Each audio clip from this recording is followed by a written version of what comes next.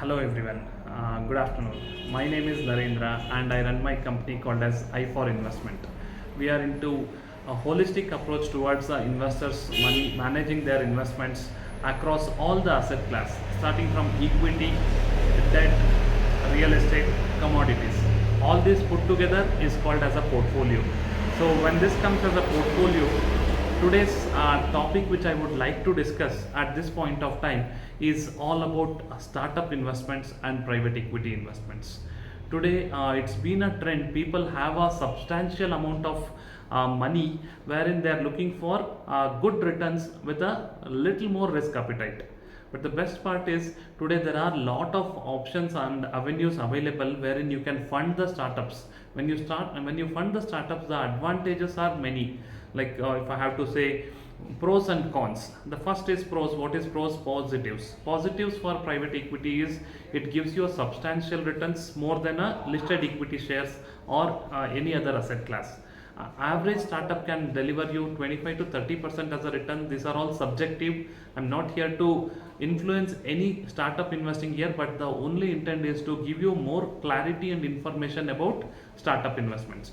So just to give you positives, the returns are substantially high. Second is you will participate in the company when it is very young. You enter at a very early stage so that the returns are exponentially high.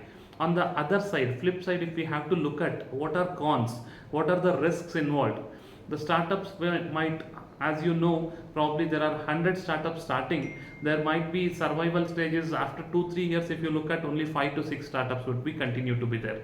So selecting ideal correct startups or a good startup and investing your hard earned money makes more sense. If you have chosen a wrong one, there are chances that your entire principal can be lost at any point of time. So that's a cons. Second one is, in case if you want a liquidity, any other investments helps you to liquidate your money and get back your money, but in startup investment the company is in a early stage, has to evolve over a period of time. When it evolves, it gives you substantially high money, but till then if you say that I want to take back my money, it will not be possible. So there is a drastic reduction in liquidity. That's why please understand every pros and cons of a startup investments and then take a decision whether to invest or not to invest. Secondly, you might also ask me, then how do we pick a startup company, right? So today, rather than picking a startup and giving a huge lump sum of your money, there is SEBI has regulated startup investments also. They have classified something called as AIF, Alternative Investment Fund, under which a retail investor can fund up to a lakh of rupees, starting from 1 lakh rupee to one startup, and 25 companies, 25 lakhs is the investments. So this is all managed by a fund manager. So there are AIFs which is available today with a little risk appetite. People can take a exposure. 25 lakhs doesn't mean 25 lakhs in one go, but they can have a scattered investment over next 2 years. So that's a investment, and the best part is you will have something called as diversification. A fund manager chooses a appropriate company, and they'll also look into other factors, starting from who is backing up, who are the promoters, what is the risk involved in the business, is there any growth potential in the business. All these parameters they'll conclude, and they take a decision whether to invest in that company or not. So as a layman, if I go and fund any company, I might be at risk, but a fund manager coming into picture under AIF will give you a lot of potential and safety net. They filter out almost 80% of your companies which might be at risk.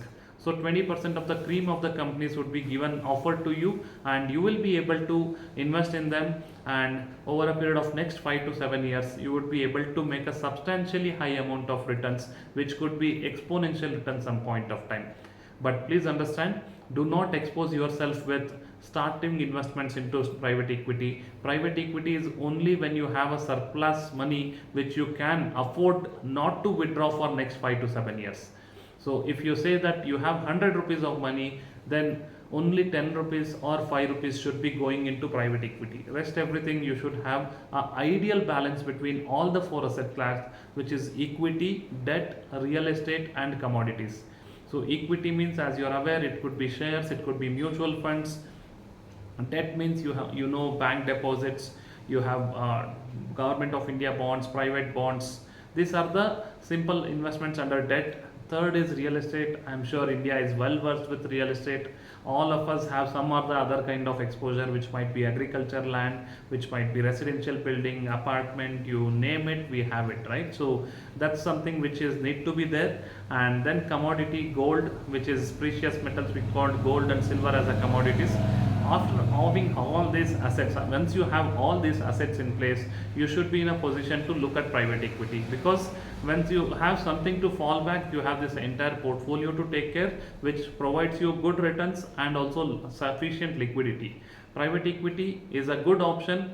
Do not go away, shy away from that. You should definitely consider private equity. But however, you have a good opportunity to participate, and India is poised to very good growth in next 7 to 10 years.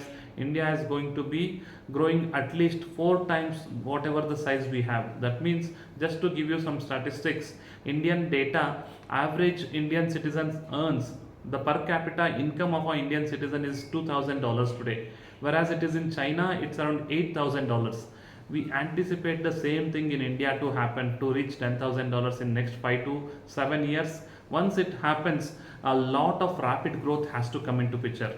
So to this growth, post of this growth, government has been rapidly spending a lot of money on infrastructure and MSME, small and micro enterprises, and when they are given a lot of flexibility and investment ability, these companies are bringing in lot of abilities. Then last and very important thing is, India has been more populated country than any other country today. So coming to population, couple of years back it was considered as a probably crisis in India, but today it has been a blessing to India. Why am I saying this? Because in Indian population has been a blessing, because all of us are consumers. One or the other way we consume every single day. So when the people have a lot of opportunity to spend money, companies are obviously going up. So the companies are making money. Every other company or every other brand in globally today want to have their businesses in India, because they know the lot of potential in India. The consumption is straight away there. Simple example to end up, Apple iPhone, the number of Apple iPhones sold in US is much smaller than what Apple iPhone sold in India. That's why they also want to set up a factory in India, if you are aware, right? So this is how the consumption story has been there. Participate in India and definitely you will make lot of money. Happy investing and happy wealth creation.